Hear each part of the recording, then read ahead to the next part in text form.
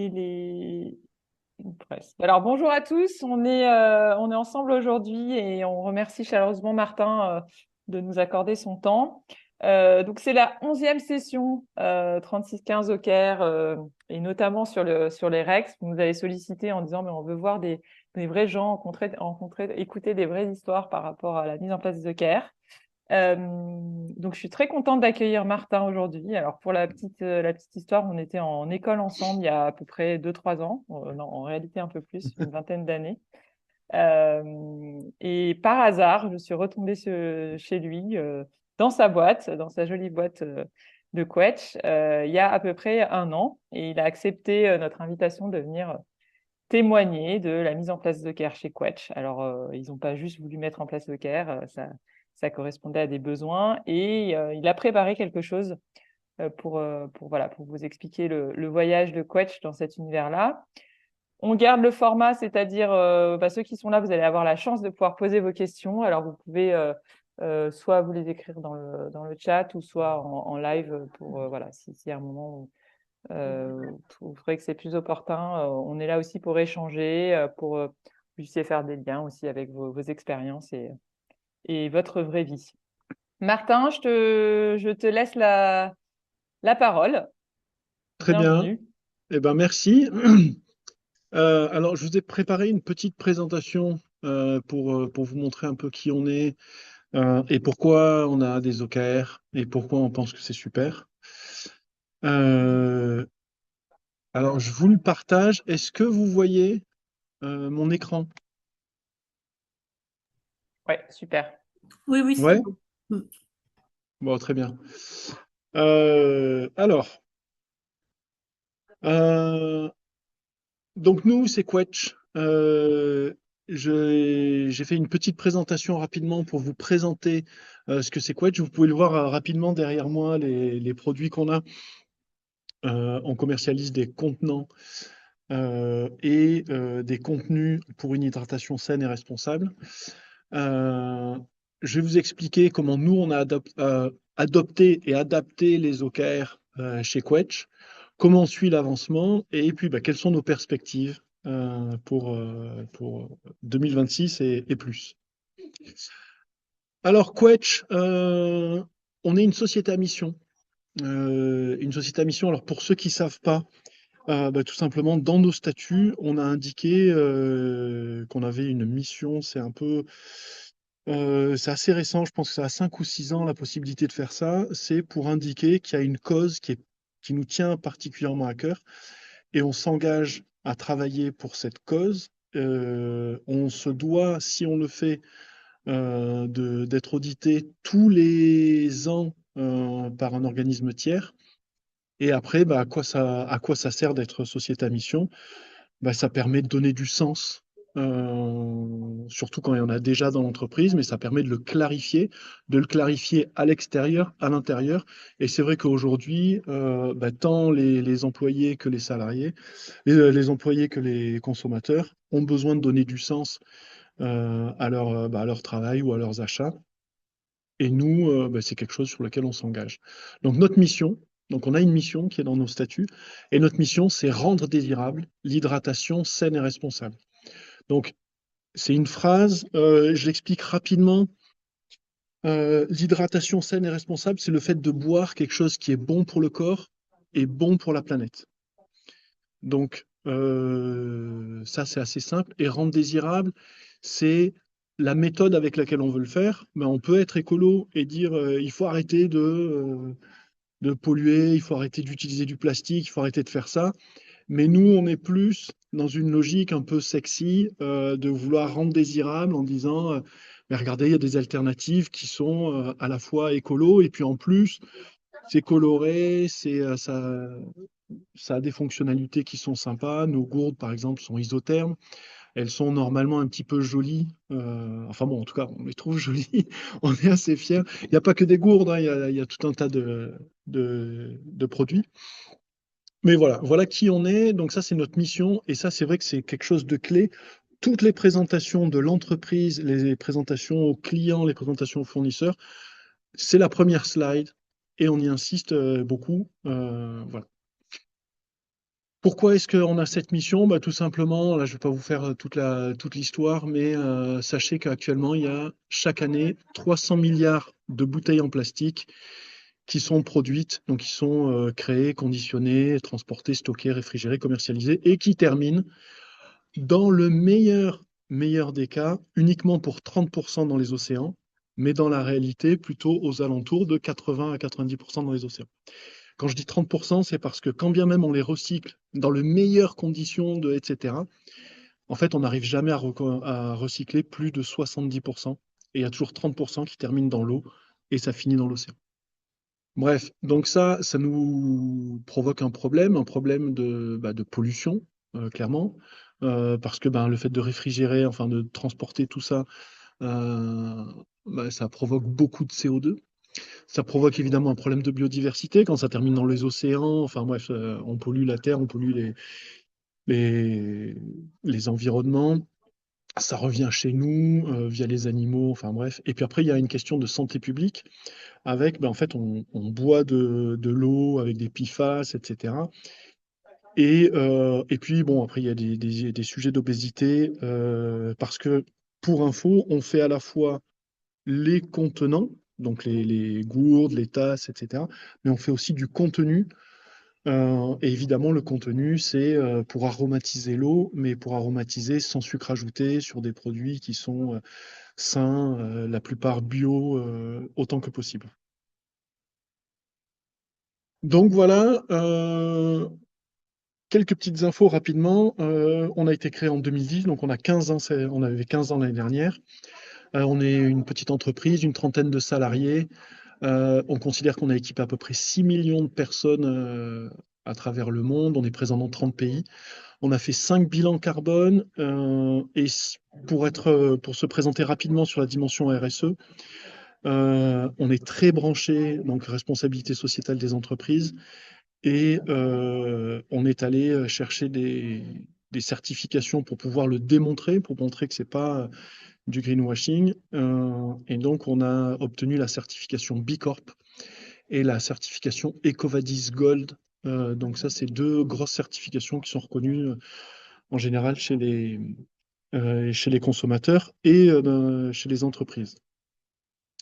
Donc voilà qui on est. Là, je vous mets une petite image pour visualiser un petit peu l'espace tel qu'on souhaite le présenter, l'espace Quetch. Donc là, c'était à Maison et Objets, Maison et Objets 2025, donc en septembre.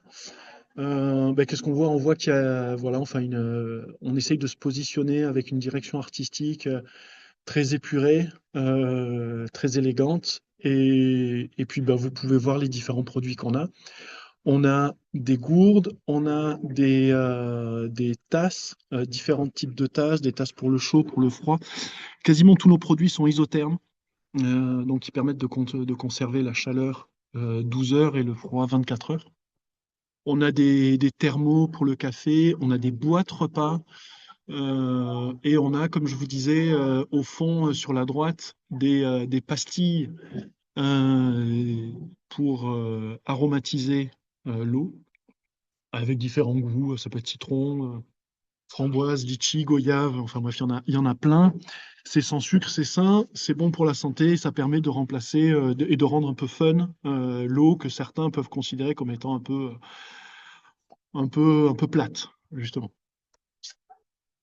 L'équipe Quench, ben voilà, on est une trentaine. Donc là, vous avez une image de l'entreprise. Et en plein milieu, avec le chapeau, c'est Stéphane Miquel, c'est le fondateur. Donc, avec,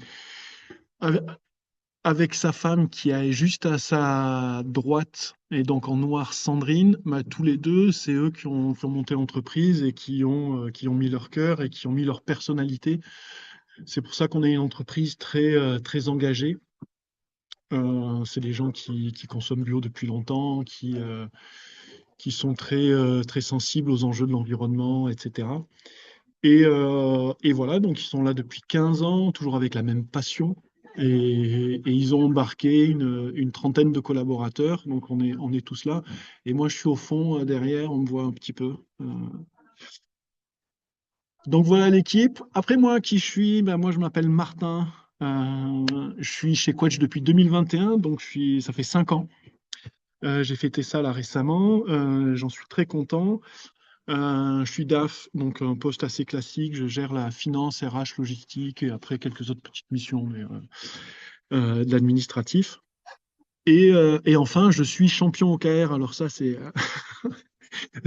ça, ce mot. D'ailleurs, j'en profite.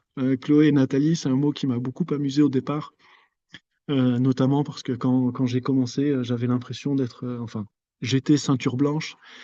Et tout de suite, on m'a ajouté ce joli qualificatif de champion, ce qui m'a permis quand même de développer un joli syndrome de l'imposteur pendant un petit moment. Mais voilà, donc c'est mon rôle et je suis là pour faciliter les OKR au sein de toute l'entreprise. Voilà. Donc les Merci ambitions, Martin pour l'introduction. eh ben, avec plaisir. J'enchaîne? Ouais, vas-y, bah, on rentre. Et surtout, je vois l'heure qui tourne. Vas-y, on te suit Excuse-moi, dans les tu, OKR. tu me dis s'il faut que j'accélère, n'hésitez pas, vous êtes En fait, maîtresse du timing. ce qu'il faut viser d'expérience, c'est que tu vois, le temps qu'on se laisse un peu de temps pour les questions, bah là, tu vois que voilà, quand 20 minutes, 25 minutes, tu pu nous partager les éléments clés voilà, de votre expérience EKR et qu'on se laisse un petit temps enfin, pour les échanges après. D'accord. Donc 20 minutes, c'est 20 minutes à partir de maintenant ou c'est 20 minutes à partir de 13 heures? Si, si, non, mais bien sûr. Voilà, enfin moi je veux pas. Non, non, Moi, je non, mais m'adapte. allons-y. 20 minutes à partir de maintenant. Très bien. Donc les ambitions et défis chez Quetch. Alors juste pour info, nous on a adapté OKR, donc en ambition et défis. On les a adaptés parce que Objectives and Key Results, surtout le terme Objectives, en fait, n'était pas forcément super clair pour nous parce qu'on avait déjà des objectifs ailleurs et ça risquait de rentrer en conflit. Donc on a adapté des nouveaux mots, mais c'est exactement le même principe. Donc on appelle ça les ambitions et défis.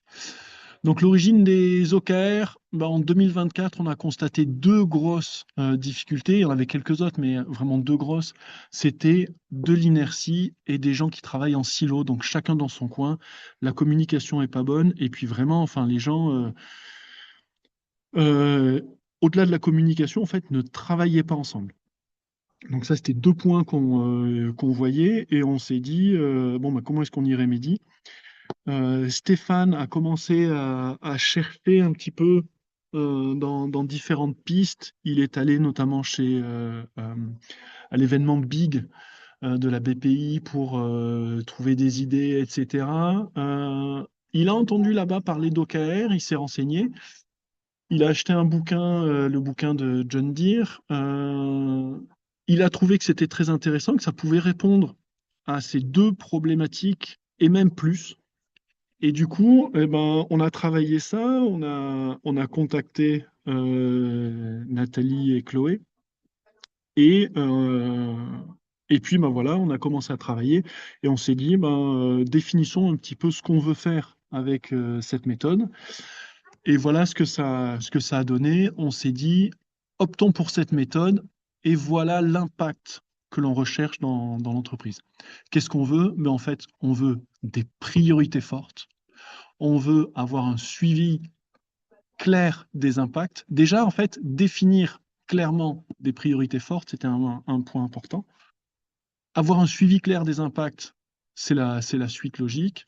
Renforcer l'alignement, réduire l'inertie et après, permettre aux gens, bon, on est sur les super pouvoirs des OKR, hein, mais permettre aux gens de chercher à se surpasser, à oser et à travers tout ça, maximiser l'impact. Donc c'est ça qu'on s'est donné comme objectif avec les OKR. On a commencé donc, c'était le 12 décembre 2024. C'est Nathalie, là, sur la photo, qui nous a montré, en fait, comment est-ce qu'on pouvait mettre ça en place. Donc, c'est parti de là. Ça fait 1 an, à peu près, qu'on les a mis en place. Alors, comment est-ce qu'on fonctionne? Nous, on fonctionne en 3 cycles. Donc, cycle en 2-3, avec des intercycles qu'on essaye de faire relativement courts. Chaque cycle fait approximativement 3 mois et chaque intercycle fait approximativement 3 semaines. Donc tout ça, ça fait à peu près une année. normalement. Et comment ça fonctionne? Bon, très simplement, on fait un gros bilan avec le rétex et la définition soit des ambitions et des défis, soit uniquement des défis du cycle d'après. Et puis après, on fait deux petits kick-offs pour lancer ça, un petit kick-off global avec tout le monde, et puis après, des kick-offs par défi pour lancer le cycle. Et nous, ce qu'on fait, c'est tous les vendredis matins, on commence le matin par 15 minutes de check-in où en fait, les leaders d'ambition viennent montrer où on en est sur chaque défi. Et on partage de l'information et surtout aussi, on cherche à arbitrer sur des situations qui sont bloquées. Donc voilà comment on les a mis en place. Quels Ça, sont les... Oui, ouais, moi j'ai une question pour toi, si ça te dérange pas juste de revenir sur la slide d'avant. En fait, là, ce qui serait intéressant, c'est que peut-être aussi tu nous dises qui participe chez vous à ce bilan, à la définition des OKR. Est-ce que c'est tout le monde? Est-ce que c'est un petit groupe choisi? très bien. Alors en fait, on a une équipe qu'on appelle la leadership team. Je ne sais pas si c'est propre à Quetch ou si c'est générique, mais cette leadership team, c'est celle qui fait les gros bilans là en couleur un peu saumonée là. Euh, on s'y réunit. Donc, on est 7, si je dis pas de bêtises, dans la leadership team. Il y a en gros les membres du CODIR, à peu près, plus les leaders d'ambition. Et au moment où on fait le bilan, on se réunit et on invite aussi les leaders du cycle précédent. Donc, au final, on se retrouve à peu près à une dizaine au moment des gros bilans et des définitions. Ensuite, les kick-offs, là, ceux qui sont jeunes, là, tout le monde participe au kick-off global. Et après, les kick-off défis, participent tous ceux qui sont contributeurs du défi. Et les Ok, check-in, merci. voilà, les check-in sont limités à la leadership team. Donc, euh, donc voilà comment on est organisé. Alors, qui c'est qui contribue au défi trimestriel? Tout le monde. Ça, c'est sympa. On le fait sur la base du volontariat. Donc, c'est chouette parce que jusqu'à présent, à quelques rares exceptions, en fait, les gens ont vachement bien adhéré à cette méthode. Ça a bien pris, la mayonnaise a bien pris. Et sur tous les défis, on est arrivé à recruter toutes les compétences euh, sur la base de volontariat, à quelques vraiment rares exceptions près, mais ça s'est résolu assez facilement dans un deuxième temps. Euh, donc voilà, il y a une belle contribution des équipes. Après, alors on a des leaders de défis, donc ça sur chaque cycle. Donc les défis, c'est les KR, les Key Results. Et eux, on cherche à les recruter au moment de la définition du défi, on réfléchit et au moment où au fur et à mesure qu'on avance, on se dit, on fait un peu une shortlist et puis après on valide entre les managers, etc. Et on conclut, on recrute les leaders de défi à ce moment-là. Les leaders d'ambition, bon, alors là, j'ai l'impression de parler comme si on avait 50 ans d'expérience, mais on a un an, on a un an d'ancienneté. Les leaders d'ambition, pour l'instant, on n'en a eu que trois et deux, dont deux qui rempilent cette année. Euh, et ça se passe très bien. Donc voilà, ils sont tous les deux membres du CODIR. C'est une Excusez-moi, vraie... Oui, est-ce que vous pouvez nous préciser, en tout cas pour moi, quelle différence vous faites entre l'ambition et le défi? ah, alors en fait, nous, dans le vocabulaire, l'ambition, ça correspond à l'objectif de la méthode OKR. Et le défi, c'est le key result. Alors, nous, l'ambition, on a des leaders d'ambition, on a des défis annuels et des défis trimestriels. Et quand je parlais des leaders de défis, c'était pas forcément évident, pardon, mais je parlais des leaders de défis trimestriels. Est-ce que c'est plus clair, Boulanger, pardon? maintenant ou pas encore? Alors, Vous êtes sur mute. excusez-moi, hein, donc c'est Lamine, hein, parce qu'en fait, je viens de télécharger Zoom, hein, donc ça a été un peu le bordel. Donc voilà, donc je n'avais même pas vu que je m'appelais Blanche. Donc c'est Lamine, hein, excusez-moi. Ah, Euh, pardon, oui, c'est vrai, je me suis permis. Désolé, je... non, non, c'est clair, oui, oui. Donc oui, oui, non, non, merci, ouais, non, non, c'est clair. Ouais. Je vois D'accord. bien, mais je pense que donc, Nathalie et Chloé me donneront par la suite d'autres clés, voilà, des clés de lecture qui permettront de mieux comprendre. Mm. Tout Juste à fait. peut-être pour préciser, quand on dit, donc quand Quetch, ils utilisent le mot ambition pour objectif, ça veut dire que c'est le mouvement général, c'est pas forcément associé à un objectif chiffré, c'est vraiment une ambition, devenir leader de tel pays ou pénétrer tel marché, ou voilà, on est sur un mouvement, l'ambition Hmm. au sens, qu'est-ce qu'on ambitionne de faire. Et les défis, c'est vraiment la matérialisation de l'impact. Euh, à quoi on verra qu'on a réussi notre ambition dans 3 mois, dans un an, etc. Donc c'est voilà, c'est pour ça que ça vaut le coup de préciser parce que la méthode by the book, là, telle qu'il a été écrit initialement, elle prévoyait des objectifs et des key results qui viennent en fait donner une mesure concrète par rapport aux objectifs. L'objectif, lui, est aspirationnel dans le cas de la méthode OKR. Et Quetch a fait le choix, parce qu'ils avaient déjà des objectifs, comme beaucoup d'entreprises, hein, liés à des KPI, de chiffre d'affaires, de choses comme ça, de changer de vocabulaire pour avoir des notions un peu plus, qui collent un peu plus à là où ils en sont et ce qu'ils utilisent habituellement comme terme dans la boîte. Voilà.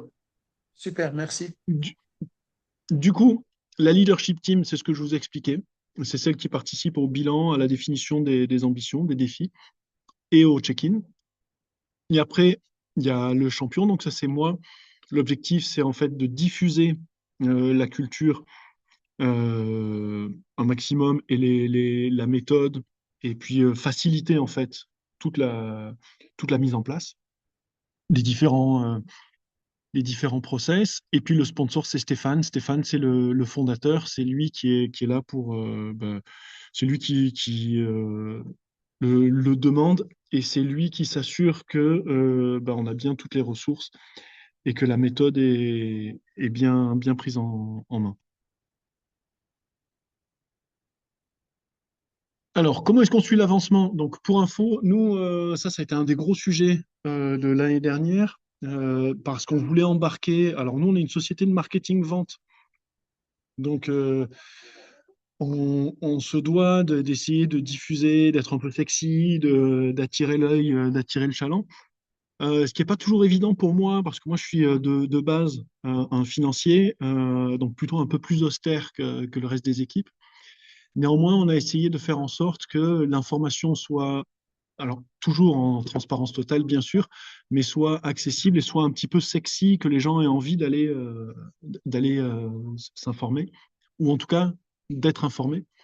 Donc, comment est-ce qu'on suit l'avancement? 100% des informations sont accessibles sur le SharePoint. Donc, un SharePoint, enfin, je pense que c'est connu, mais c'est un cloud où on met tous nos dossiers. Donc voilà à quoi il ressemble. Après, ce qu'on a mis en place aussi, c'est un tableau sur lequel, donc là, on peut voir nos trois ambitions et on avait marqué les défis trimestriels avec leur taux d'avancement et leur niveau de confiance. Et on avait mis les photos des différents contributeurs, des différentes personnes concernées euh, pour accrocher l'œil, pour rendre le truc un petit peu plus sympa et un peu plus ludique. Alors ça, c'est la version, en fait, j'ai voulu faire, c'est la version initiale, c'était un petit peu le mock-up qu'on avait fait, mais maintenant, on a des petits aimants, les photos sont en couleur, c'est quand même nettement mieux travaillé, mais ça, c'était la première version qu'on avait un peu bricolé, quoi. Et enfin, alors ça, c'est pour le fun, je vous le partage si jamais vous êtes chaud, enfin, si jamais d'autres personnes sont chaudes pour partager l'information de cette manière. Donc, comme je vous disais, on a des équipes marketing-vente et on a lancé un JT à la suite de chaque check-in où on envoie, ça dure 1 minute. Je vais vous montrer 30 secondes parce que j'ai compris qu'il fallait aller vite. Mais Non, non, pas du tout. Prends le temps. Si la vidéo, elle dure 1 minute, c'est cool. je vous la, Partage. Au contraire, c'est très chouette. je vous la montre parce que l'idée, en fait, c'est d'essayer de diffuser des infos. Voilà, pour que ça soit, pour que les gens, en fait, on se rend compte que la vidéo, et surtout la vidéo modèle un peu short, c'est assez sympa. Je vous montre un exemple.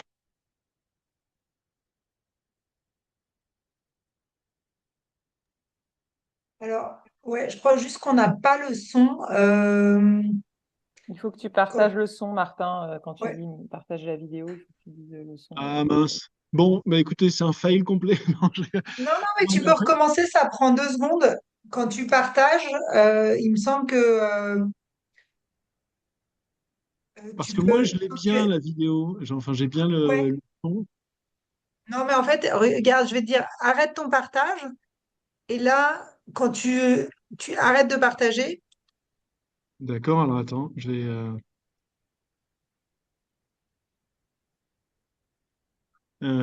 partage. tu dois avoir un petit truc devant toi, arrêter le partage, non? Non, je crois qu'on m'a viré, non? Quelqu'un a dû me virer. Non, Non, non. moi, j'ai rien touché. Partager. Si, si tu t'appuies sur ta touche échappe, je pense que tu devrais. Contenu uniquement en arrière-plan, côte à côte. Ah, partager l'audio. Ok. Voilà. Voilà.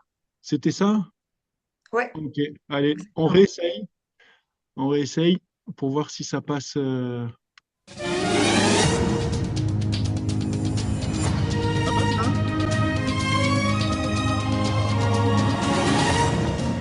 Vous Bonjour à tous, entendez? je vous donne les 3 activités de la semaine sur les OKR. Première grosse nouvelle, c'est sur le défi From Client to Community, puisque le défi est atteint. Désormais, un abonné sur 2 de nos réseaux sociaux est un client Quetch, donc c'est vraiment une énorme nouveauté. Bravo à Marion et à toutes les personnes qui ont contribué à ce défi. Deuxième grande nouvelle, c'est sur le défi Grand Nettoyage. Grosse info, on est passé de Relove à Seconde Main, donc on a légèrement renommé ce nom pour le rendre plus transparent et espérer que plus de personnes comprennent ce que c'est et donc commandent nos produits Relove. C'est une grande information cette semaine. Enfin, troisième et dernière actualité, c'est sur le défi Germany. Ça y est, les premiers influenceurs allemands sont lancés. Nous avons donc validé 12 influenceurs allemands. C'est une grande première pour Quetch. Et petit bonus, je vous donne une quatrième info sur le défi Ranked, puisque 100% des testeurs ont commandé les soy drinks pour les tester et laisser leur avis. On croise les doigts pour avoir des avis semaine prochaine. Bon week-end à tous!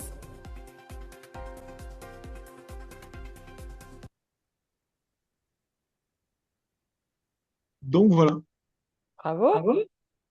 Ouais, et alors, C'est juste un. super. Ouais, merci. Alors, juste pour info, alors je ne suis pas le plus doué là-dedans, mais euh, en tout cas, ça prend très peu de temps à mettre en place. Alors, il y a le petit jingle qui a pris une trentaine de minutes à notre designer, là. Mais sinon, après, c'est assez rapide et en plus, souvent, ça se fait en une seule prise. Donc, bon, voilà. C'est un petit best practice. Enfin, je sais pas si mais c'est un petit tip qui nous fonctionne bien, en tout cas. Oui, je me permets, Martin, là-dessus, parce que effectivement, je trouve que c'est une super initiative, ça marche bien. Et pourquoi vous avez mis ça en place et que vous êtes dit, bah, on peut faire encore plus que mettre en transparence via le SharePoint, parce que ça nécessite que les gens y aillent, aillent se balader, voir ce qui se passe, etc. Et voilà, ce sur quoi on était arrivé, c'est qu'est-ce qu'on peut faire qui prend très peu de temps de production. Et là, tu l'as dit, il y a eu 30 minutes, bon, parce qu'ils sont très forts, hein, sur faire le petit générique. Et après, ils tirent ce que tu peux raconter aussi, parce que c'est sympa, il le tire au sort en début de chaque check-in. Qui va être en charge de partager les 3 messages à la fin du check-in? Et en sortant de la salle, donc c'est un check-in qui est très rapide, ils font la vidéo voilà, en une fois avec un téléphone de manière très, enfin, avec un setup très simple. Et l'idée, c'est de se dire bah, comment on met encore plus en visibilité auprès des équipes nos enjeux, où on en est. C'est la petite actualité de la semaine. 1 minute toutes les semaines et ils s'y tiennent. Donc déjà, bravo. Et effectivement, c'est très inspirant. Il y a pas mal de boîtes voilà, qui arrivent pas à faire, à mettre en place ces petites choses qui font quand même une énorme différence en termes d'appropriation globale de la stratégie, des enjeux et de la photo à jour. Donc là-dessus, Quetch, vous êtes au top. Ok, super. Bah, merci. Et en effet, alors on essaye de se casser la tête un petit peu sur des solutions. mais il ne faut pas que ce soit des solutions lourdes à mettre en place. Donc, il y a de la réflexion, mais après, dans la mise en place, ça dure, et j'insiste, ça dure vraiment pas plus de 5 minutes entre le moment où on installe le truc et le moment où la vidéo est envoyée, quoi. Donc voilà, situation et perspective, parce que je suis Ça? encore Ah dans les oui, délais. Pardon. pardon. Non, j'ai vu que Nathalie avait répondu. Il y avait une question de genre là sur est-ce que c'est diffusé en interne uniquement? Et oui, c'est Slack général. En général, les OKR, euh, voilà, à moins qu'on s'appelle Google, sont rarement diffusés au grand public. C'est Ah oui, plutôt ouais, un outil de oui, com oui, interne. exactement. Donc c'est juste entre nous. Voilà, donc où est-ce qu'on en est et quelles sont nos perspectives? Donc les OKR aujourd'hui, si on se rappelle ce qu'on s'était, enfin ce que je vous avais dit, c'est la photo de 2024 avec nos difficultés, la mise en place des OKR avec l'impact qu'on recherchait, la situation à date. On a fait un sondage auprès des équipes, pareil en Google Form assez simple pour récupérer, pour récupérer des infos. Et globalement, alors ça pourrait être un peu mieux, un peu plus affiné, mais grosso modo, il y a un gros taux de satisfaction, en tout cas de conviction qu'on a beaucoup progressé sur les 7 axes qu'on s'était donnés. Et on a considéré, par rapport à une situation qu'on ambitionnait, on s'est dit, en fait, on a progressé de 80% sur ce qu'on souhaitait. Donc c'est quand même un joli succès. Donc ça, c'est les bonnes choses à savoir. Ce qu'on a découvert en plus, ça, c'était les bonus qui sont arrivés avec la méthode. Les équipes nous ont remonté qu'elles avaient beaucoup aimé la dimension cohésion d'équipe. Donc ça, c'est quelque chose qui est revenu régulièrement. Ça nous permet en fait de nous sentir plus équipe, etc. Alors évidemment, ça casse un peu les silos. Enfin, l'idée c'était de casser les silos pour qu'on travaille ensemble, mais ça a créé quelque chose de positif que je vous remets ici aussi. Et après, des choses qui étaient un petit peu plus petites, parce que des cohésions d'équipe, je pense que sur 25 personnes interrogées, il devait y en avoir 8 ou 9 qui l'ont remonté. Et après, il y a eu plusieurs petits sujets qui étaient intéressants, qui n'étaient pas prévus, mais qui sont en plus, comme ça permet de développer la créativité, ça permet de montrer que tout le monde est important dans l'entreprise. Et ça, c'est un truc qui est assez chouette, parce que dans la culture d'entreprise, c'était quelque chose qu'on sait jamais vraiment bien mettre en place, bien mettre en avant, parce qu'il y a quand même une structure, enfin un organigramme, etc. Et là, en fait, avec les OKR, en fait, tout le monde participe, tout le monde a un peu la voix au chapitre. Donc, bref, il y a eu plusieurs retours, 2 ou 3, sur cette dimension-là. Donc, ça comptait pour qu'il ressorte. Et après, ça permet aussi de voir de nouveaux sujets. Donc ça, c'est des choses qui ont fait plaisir en disant, ah ben voilà, moi je suis content de pouvoir travailler là-dessus. Ça m'ouvre. Euh, il y en avait d'autres, des plus petits. Mais bref, ça, c'était des belles petites victoires non prévues, quoi, enfin non recherchées initialement. Un point, et ça, je pense que c'est un sujet qui traverse toutes les entreprises qui mettent en place les OKR, c'est il y a toujours cette question de build et de run. Donc, il faut écraser le run pour faire un maximum de build, pour pouvoir se développer, etc. Euh, c'est un point sur lequel on se casse encore pas mal les dents. Donc, il y a des progrès, mais voilà, enfin, le run, c'est un sujet qui revient régulièrement en disant c'est pas évident de trouver du temps pour les OKR, pour les ambitions et défis, à cause du run. Donc, on travaille dessus. Les chantiers de 2026, les voilà. Continuer à accélérer sur l'impact recherché, continuer à réduire l'inertie, à permettre aux gens de se surpasser, d'oser, de s'éclater dans leur poste. Ensuite, réduire le run, bien sûr, ça, on va pas lâcher le steak parce que c'est ça qui va nous permettre d'accélérer et de devenir plus fort. Et enfin, il y a dans la méthodologie, et puis après, bon, ça pourrait même aller un peu plus loin. J'en ai discuté hier avec Chloé, justement. Donc, Chloé va venir nous voir vendredi, pas demain, mais vendredi prochain, pour nous présenter les CFR et essayer de nous aligner un petit peu sur cette dimension-là. Les CFR, ça fait partie de la méthodologie OKR, si je dis pas de bêtises. En tout cas, ça fait partie du livre de John Deere. Et l'idée, c'est comment est-ce qu'on traite la relation entre les managers et les équipes de manière beaucoup plus fréquente et basée sur des discussions essentiellement autour d'un feedback assez, alors je vais dire des bêtises, mais un peu plus informel que les EAD classiques tels qu'on les a. Après, vous me reprendrez, tu me reprendras, Chloé. Donc, c'est ça nos chantiers pour l'instant en 2026. Et après, alors ça c'est de manière générale, on se rend compte qu'en fait, nous, on n'avait pas de méthode, ni OKR, ni autre. On n'était pas avec une méthode dans notre entreprise. Et on se rend compte que ça nous permet en fait de développer une culture d'entreprise. On avait une culture d'entreprise, mais en fait, ça nous permet de la muscler sur énormément de points qui ne sont pas visibles dans ce que je vous présente, mais ne serait-ce que par exemple l'assertivité, parce qu'en fait les discussions, on les prend tous ensemble, et du coup on est un petit peu amené à tous discuter avec tout le monde. Et ben l'air de rien, cette méthode, elle nous bouscule et elle nous amène en fait à travailler sans y réfléchir. Certains points, je pense à l'assertivité, mais il y en a plein d'autres. Et c'est des points qui sont très positifs, qui sont des bonus, et c'est des points sur lesquels certainement on demandera de l'aide à Chloé et Nathalie pour continuer à progresser.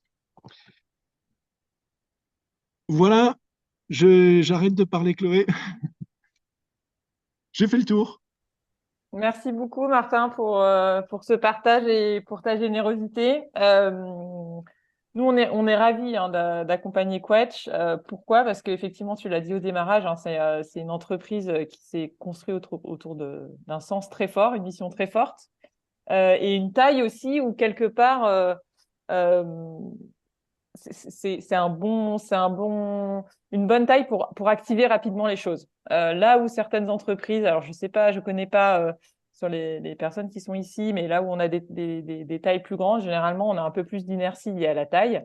Alors que chez Quetch, voilà, vous faites le parti pris d'appliquer ce que vous recherchiez au quotidien, c'est-à-dire oser, on fait un JT, on y va, c'est un peu quick and dirty au début, mais en fait ça a beaucoup d'impact, on s'améliore en avançant. Donc, il y a toute cette dimension d'amélioration continue que vous avez mis en place depuis un an. Hein. C'est vrai que tu montrais la photo. Alors, vous avez déjà parcouru beaucoup de chemin en un an, avec toujours cette idée de dire comment en fait on remet au centre de Quetch et tout le monde connaît ce qui est important aujourd'hui. Quels sont les enjeux stratégiques de Quetch? Quelle est la stratégie? Ça, c'est le préalable. Quelle est la stratégie de Quetch? Où on va? Quel pari on prend collectivement? Et d'ailleurs, c'est aussi pour ça que vous avez choisi le mot défi. Vous vous êtes dit, en fait, on va faire des cycles de défis en disant, si on atteint ce défi-là au prochain cycle, ça nous met en bonne voie pour notre ambition. Si on atteint ce défi-là, etc. Donc, il y a quelque part une grosse, alors on appelle ça la gamification vous rendez, alors parce que vous êtes marketing sexy, les choses un peu plus sympathiques, un peu plus dans le jeu, un peu plus dans le challenge. Hein. C'est un peu un jeu. Hein. D'ailleurs, tu vois, la photo, c'est tu as des points, tu dois accéder, tu as des quêtes, etc., des défis. Et ça, j'ai l'impression que ouais, ce que tu l'as dit, ça participe à la culture, une culture hyper forte chez Quetz. Aujourd'hui, si vous allez dans la boîte et que vous demandez quelles sont les deux grandes ambitions et les trois défis du cycle là-dessus, en fait, les gens, ils le savent parce que toutes les semaines, ils voient, ils entendent, etc. Donc, il y a une grande appropriation des enjeux stratégiques. Est-ce qu'il y a des questions parmi les personnes qui ont réussi à se connecter? Alors, je ne sais pas si c'est une question ou une remarque. En tout cas, je voulais simplement réagir très vite et dire peut-être finalement la difficulté que personnellement j'ai pu avoir au sein d'Orange. Je travaille dans le groupe Orange. Je suis coach agile et je suis dans la partie division. Innovation, enfin la division innovation en fait d'Orange. À chaque fois que nous avons essayer en fait de mettre en place, de partir de la vision pour, euh, pour identifier collectivement des OKR. On a toujours eu, personnellement, j'ai toujours eu des questions euh, parce que les personnes ne comprenaient pas, n'arrivaient pas à faire une distinction entre les OKR comme on l'entend suite à une formation. D'ailleurs, j'ai été formée par Laurent Morisseau. La distinction entre OKR et KPI. Au départ, quand j'explique ce qu'on aime, enfin, ce que j'aimerais que le groupe arrive à faire, quand je suis au sein d'un groupe pour s'aligner sur une vision, etc., très vite, en fait, ils confondent OKR et indicateur. Et pour moi, c'est très différent. Je ne sais pas si vous avez, je sais pas, constaté la même chose ou si vous pouvez faire un retour là-dessus. Chez nous, la différence entre les OKR et les KPI, Oui. alors, nous, en effet, alors nous, on a nos KPI qui sont essentiellement des KPI financiers. Donc, ça va être le chiffre d'affaires, beaucoup, en fait, quelques indicateurs de marge. Enfin, on était essentiellement sur ce type d'indicateurs.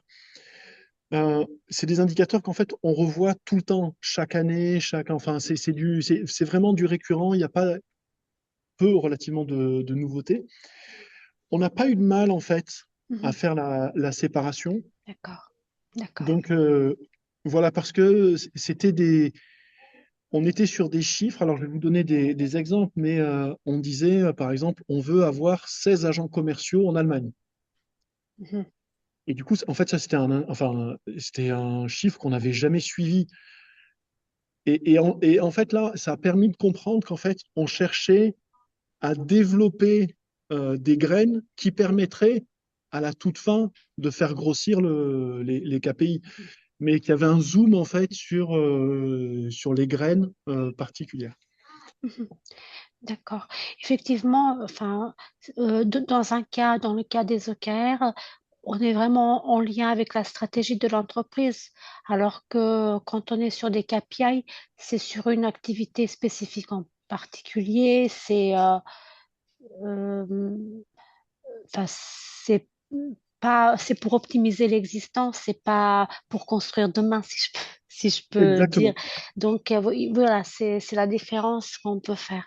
Mais voilà, c'est un peu court et donc, voilà, c'est la difficulté que moi j'ai pu rencontrer sur le sujet. D'accord. Alors moi, pardon, j'en profite. Pardon, boulanger, pardon, je suis désolé. C'est la mine, mais c'est moi qui avais levé la main. Mais vas-y, je t'en prie, Martin, tu peux continuer. Non, mais moi, je voulais juste dire, nous, une question qu'on s'est posée, que j'ai été le premier à la poser, et en fait, il y a d'autres personnes qui l'ont posée, c'est on fait un budget, nous. On fait un exercice budgétaire en fin d'année, on va dire sur septembre, octobre, novembre à peu près. Et en décembre, on fait les OKR pour l'année 2026. Donc en fait, on s'est retrouvé à faire un budget de septembre à novembre en 2026 et en décembre, définir des OKR en 2026. Et du coup, au début, on s'est dit, mais en fait, est-ce que c'est pas deux fois la même chose? C'est-à-dire, on va se dire, bah, qu'est-ce qu'on va faire en 2026, en gros, la question. Alors, ça m'a travaillé pas mal. Et en fait, euh, il faut vraiment arriver à comprendre que c'est deux choses assez distinctes, même si évidemment, on a une seule stratégie, une seule mission, etc. Mais pour faire simple, un budget, c'est véritablement un calcul financier. C'est-à-dire comment ça devrait tourner si les choses tournent correctement comme on prévoit. C'est-à-dire quelle va être la projection financière de 2026. Et les OKR, en fait, ce que ça va nous permettre, ça va nous permettre, en fait, de planter plein de graines qui auront peut-être des résultats en 2026, mais peut-être des résultats en 2027 ou plus. Je reprends l'exemple en fait de développer toute une équipe commerciale et de recruter des clients, par exemple en Allemagne. Le fait de commencer à faire ça, peut-être qu'on aura énormément avancé, énormément progressé à la fin de l'année 2026, et pourtant on aura un très petit chiffre d'affaires en fait. Et du coup, dans le budget, en fait, ça se voit pas par rapport aux différentes masses qu'on a à droite et à gauche. Donc c'est vraiment deux choses différentes. Un budget, c'est la projection financière de l'année prochaine, et les OKR, c'est là où on va mettre toute notre énergie, enfin un maximum d'énergie pour en partie 2026, en partie 2027, et puis la suite.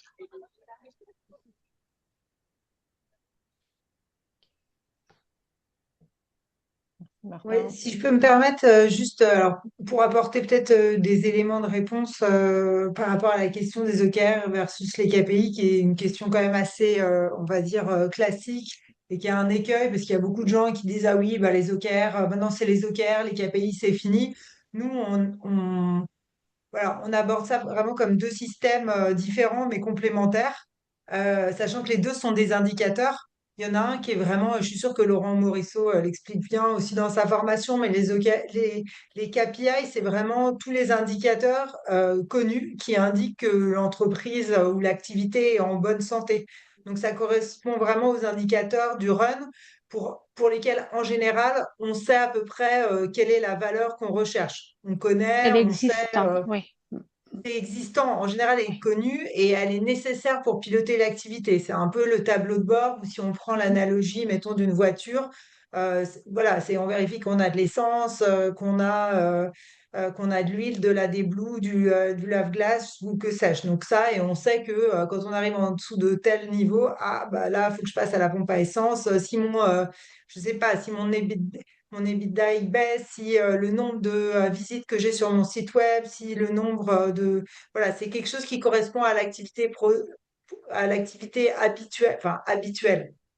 Voilà, en tout cas pour lesquelles on sait à peu près, on connaît les valeurs et sur lesquelles, voilà, il n'y a pas d'enjeu à en avoir un grand nombre. En général, on peut en avoir plein autant qu'on peut en mesurer. Les OKR, ça correspond à ce qu'on appelle souvent le build et qui peut être un peu prêté à confusion, mais en tout cas tout ce qui est nouveau et qu'on cherche à accomplir. Donc c'est par opposition au run, c'est tout ce qui ne fait pas partie du quotidien et des nouveaux défis, des nouvelles ambitions, comme disait Martin. Donc ça, effectivement, si on en a trop, on risque de diluer nos efforts. Donc l'idée, c'est d'en avoir un nombre limité et, de se mettre d'accord. Et souvent, c'est pas forcément quelque chose qu'on mesure déjà. Puis c'est un changement ou quelque chose qu'on veut construire. Donc c'est pas une mesure qu'on a déjà. Ça peut, mais ça l'est pas nécessairement. Et ce qui crée parfois de la confusion parce que les gens, ils ont. Donc, si je continue l'analogie de la voiture, ça serait plus mon GPS qui me dit où je vais, où je vais, pardon, qui me donne la direction. Et alors que l'autre, c'est mon tableau de bord. Après, parfois, ce qui peut prêter à confusion, c'est que D'accord. les managers, voilà, le flux le flow de la vie, ils ont tendance à fixer des objectifs et à dire, OK, enfin, d'un côté, on dit, bah, voici les OKR, voici ce qu'il faut atteindre, mais toi, personnellement, ton bonus, il va être indexé sur tel KPI. Et là, effectivement, on commence à brouiller les messages. Mais en tout cas, nous, c'est une façon, voilà, simple dont on essaye d'expliquer et qu'il faut des KPI pour, voilà, connaître son activité, monitorer, mais l'effort ou l'énergie qu'on va mettre, c'est plus dans un changement qu'on veut faire arriver sur un nombre limité d'indicateurs et pour éviter de diluer nos efforts et de devenir tous fous. Et peut-être que je compléterai un peu de Oui. Chloé par rapport à la maille équipe produit, si c'était ta question aussi. Quand on redescend sur des OKR, sur des équipes produits, par exemple des tribus ou même des squads, moi souvent j'ai ce problème-là quand j'accompagne les équipes, parce que moi j'accompagne des équipes product and tech, c'est de se dire quelle est déjà la bonne vision par équipe. La vision, je la relie forcément à nos OKR. Et la mission fondamentale d'une tribu, d'une squad, etc., c'est là où on va aller se poser la question des bons KPI. Et souvent, les KPI dans les équipes Product and Tech, donc les grosses organisations que j'accompagne, c'est plus ou moins flou selon là où on se place. Et donc, effectivement, Chloé l'a bien résumé. C'est vraiment les deux systèmes qui cohabitent et qui doivent s'alimenter aussi l'un l'autre. Parce que parfois, j'arrive dans des contextes où les équipes ne savent pas se piloter déjà au niveau des KPI, donc ça va être compliqué de cranter en stratégie et en tactique. Voilà. Donc, ça ouvre de gros chantiers Oui. de mesure. Je vois qu'il nous reste 5 minutes, 5-6 minutes par rapport au temps qu'on avait initialement prévu. Est-ce que vous avez d'autres questions? Alors, par rapport au voyage de Quetch dans les OKR, la présentation de Martin, des choses qui vous ont interpellé? Oui, Nathalie, je voulais tout simplement vous remercier et remercier Martin de sa présentation aussi, parce que en fait, finalement, ça m'a quand même éclairé, puisque bon, moi, je prends le train en marche, donc je suis issu donc de la fonction publique territoriale, donc du secteur public.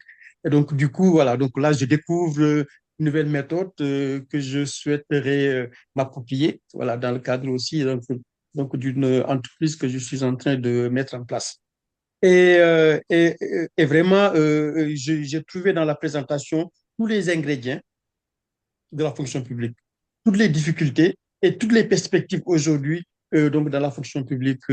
Quand Martin parle, par exemple, donc d'inertie et de travail en silo, bah, c'est ce qu'on trouve aussi donc dans le service public. Et on peut même aller beaucoup plus loin dans la fonction publique pour parler de frustration et de démobilisation. Donc démotivation, démobilisation. Donc ça va jusque-là.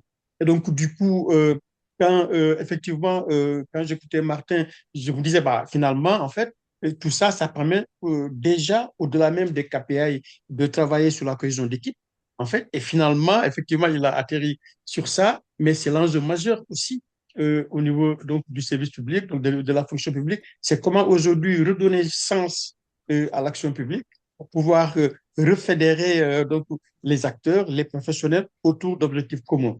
Et je me rends compte qu'effectivement, c'est ni plus ni moins que ça, avec cette dimension humaine, en fait. Voilà. Peut-être qu'on ne va pas forcément retrouver dans le cadre des KPI, mais là, vraiment, qui est une dimension très, très forte, qui permet, au-delà donc de renforcer la performance, etc., de notre activité, mais en même temps qui permet de responsabiliser davantage, de rendre beaucoup plus autonome aussi donc, les équipes. Voilà, donc c'est ça que je voulais dire. Donc vraiment, moi, j'ai retrouvé tous les ingrédients sur lesquels effectivement je travaillais dans le cadre de la fonction publique et sur lesquels aussi je souhaiterais, avec votre appui aussi, essayer voilà, d'exceller, de faire des propositions d'appui au niveau du service public. Voilà, merci à vous. Ben, super. Merci à vous. Merci Lamine. Alors effectivement, il y a pas de raison dès qu'on est par l'organisation, que ce soit privée, publique, familiale, associative et tout le reste, on a souvent les mêmes problématiques. Et c'est vrai que silo, enfin la question du silo, elle est toujours étonnante sur des équipes qui sont relativement petites. On dit à 30, on a déjà des silos, mais en fait à partir du moment où on rentre dans un dessin organisationnel, que ce soit par fonction, par zone géographique, par ce que vous voulez, mécaniquement, l'organigramme crée du silo.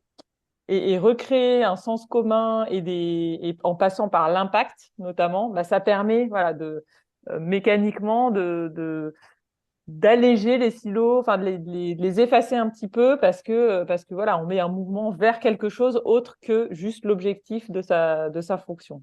Donc ça crée aussi pas mal d'alignement à ce niveau-là. Merci beaucoup en tout cas à tous d'avoir réussi à venir. J'ai eu effectivement des messages, je suis perdue, le lien ne marche pas, etc. Bon, c'est pas grave, on aura des rattrapages.